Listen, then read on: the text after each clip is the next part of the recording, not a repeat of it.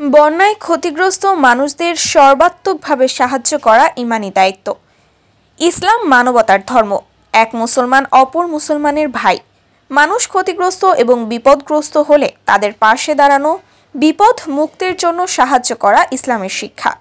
তাদের দুর্দিনে আর্থিক সহায়তা, খাবার দাবার, ত্রাণ, পুনর্বাসন এবং চিকিৎসা সেবায় এগিয়ে আসা ঈমানের দাবি। নামাজ, রোজা, হজ, জাকাতের মতো অসহায় মানুষের সাহায্য করাও ইবাদত। আল্লাহ তাআলা মুমিনদের একটি দেহের মতো বানিয়েছেন। দেহের কোনো অংশ আক্রান্ত হওয়া মানে পুরো দেহ আক্রান্ত হওয়া। রাসূলুল্লাহ সাল্লাল্লাহু আলাইহি ওয়াসাল্লাম বলেছেন, মুমিনদের উদাহরণ হলো তাদের পারস্পরিক ভালোবাসা, দয়া এবং সহানুভূতির দিক থেকে একটি মানব দেহের মতো। যখন তার একটি অঙ্গ আক্রান্ত হয় তখন তার পুরো দেহ ডেকে আনে তাপ এবং অনিদ্রা। প্রায় 2 মাস আগে সিলেট, নেত্রকোনা সহ দেশের কয়েকটি জেলা বন্যায় প্লাবিত হওয়ায় সেখানকার জনজীবন বিপর্যয়ের মুখে পতিত হয়।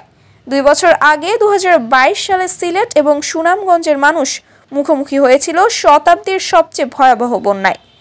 এখন আবার ভয়াবহ বন্যা কবলিত হলো দেশের কয়েকটি জেলা।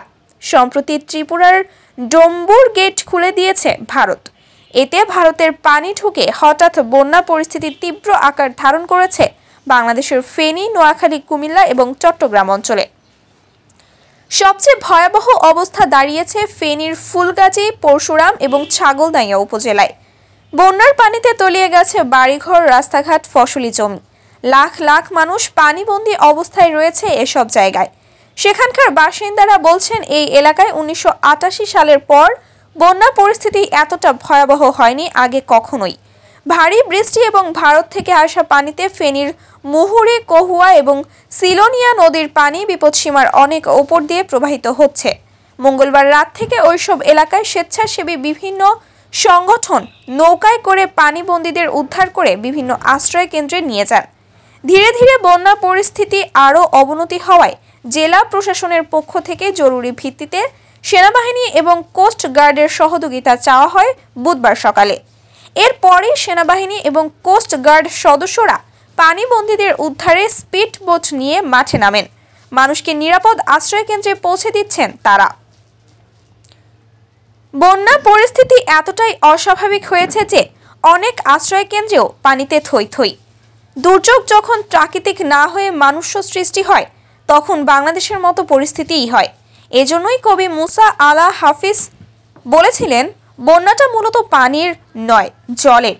ইতোমধ্যে বিভিন্ন স্বেচ্ছাসেবী সংগঠন, সেনাবাহিনী এবং কোস্টগার্ড সদস্যরা বন্যা আক্রান্তদের সেবায় নিজেদের নিয়োজিত করেছেন।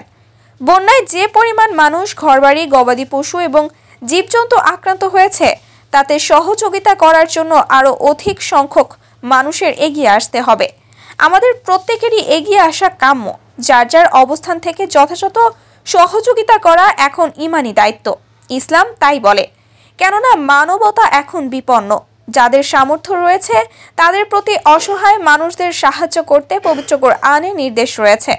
আল্লাহ তাআলা বলেন, হে মুমিনগণ, আমি তোমাদের যে জীবনের উপকরণ দিয়েছি তা থেকে তোমরা ব্যয় করো সেদিন আসার আগেই, যেদিন কোনো বেচা কেনা, বন্ধুত্ব এবং সুপারিশ থাকবে না। আব্দুল্লাহ ইবনে আমর থেকে বর্ণিত, হযরত রাসূলুল্লাহ সাল্লাল্লাহু আলাইহি ওয়াসাল্লাম বলেছেন, দয়াশীলদের ওপর করুণাময় আল্লাহ দয়া করেন। তোমরা দুনিয়াবাসীকে দয়া করো, তাহলে যিনি আসমানে আছেন তিনি তোমাদের ওপর দয়া করবেন। আবু দাউদে ব্যয়, দান এবং দয়া হতে হবে নিঃস্বার্থভাবে। অভাবী এবং বিপন্ন মানুষের কাছ থেকে কোনো রকম প্রতিদানের আশা ছাড়া কেবল আল্লাহর সন্তুষ্টির জন্য মানুষকে সাহায্য করতে হবে। আল্লাহ তাআলা এদিকে ইঙ্গিত দিয়ে বলেন, তারা আল্লাহর প্রেমে অভাবগ্রস্ত এতিম এবং বন্দীদের খাবার দান করে। তারা বলে, শুধু আল্লাহর সন্তুষ্টির জন্য আমরা তোমাদের খাবার দান করি এবং তোমাদের কাছে কোনো প্রতিদান বা কৃতজ্ঞতা কামনা করি না। সূরা দাহর আয়াত 8 থেকে 9। মানুষের বিপদে এগিয়ে এসে তার জন্য খরচ করাকে মহান আল্লাহ বিনিয়োগ হিসেবে আখ্যায়িত করেছেন, আর তা তিনি বহু গুণ ফেরত দেওয়ার ওয়াদা করেছেন।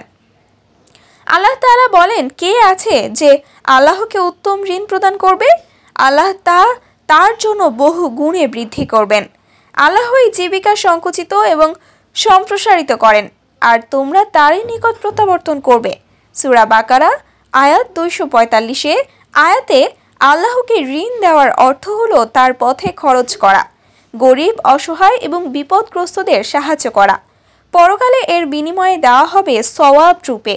রাসূল সাল্লাল্লাহু আলাইহি ওয়াসাল্লাম সর্বদা অসহায় এবং বিপন্ন মানুষের পাশে দাঁড়াতেন, তাদের প্রতি সহযোগিতা এবং সহমর্মিতার হাত বাড়িয়ে দিতেন। মদিনার আনসার সাহাবীরা মুহাজির সাহাবীদের প্রতি সহযোগিতার হাত বাড়িয়ে বিরল দৃষ্টান্ত স্থাপন করে গেছেন। সাহাবায়ে কেরাম, তাবেইনরা আল্লাহর রাসূলের এ আদর্শ লালন পালন করেছেন।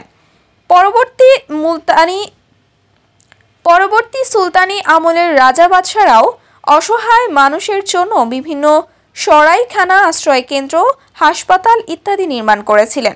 অতএব রাসূলুল্লাহ সাল্লাল্লাহু আলাইহি ওয়াসাল্লামের শিক্ষা ধারণ করে বন্যা কবলিত মানুষের পাশে যার যার সামর্থ্য অনুযায়ী এগিয়ে আসা আমাদের ঈমানি দায়িত্ব এবং জাতীয় কর্তব্য।